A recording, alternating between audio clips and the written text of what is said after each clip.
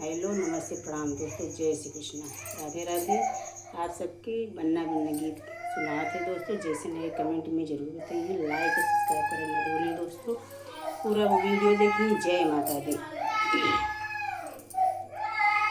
जा रे बन्नी बन्ना के नगरिया, तुझे लेने आई बन्नी सारी रे बरतिया, तुझे लेने आई बन्नी सारी रे बरतिया।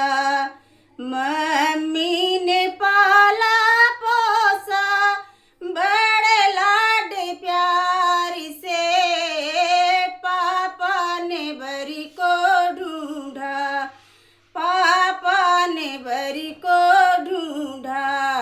असुवन की धार से भइलू पराई बेटी, विदिया लगाई के हमें ना भुलाना बेटी। जाके ससुराल में हमें ना भुलाना बेटी, जाके ससुराल में। जा रे बन्नी बन्ना के नगरिया, तुझे लेने आई बन्नी सारी रे बरतिया, तुझे लेने आई बन्नी सारी रे बरतिया। चाची ने पाली पोसी बड़े लाड प्यार से, चाचा ने बरी को ढूंढा, चाचा ने बरी को ढूंढा। सुवन की धार से भइलू पराई है बेटी, विदिया लगाई के हमें ना भुलाना है बेटी, हमें ना भुलाना है बेटी। जाके ससुराल में हमें ना भुलाना है बेटी, जाके ससुराल में।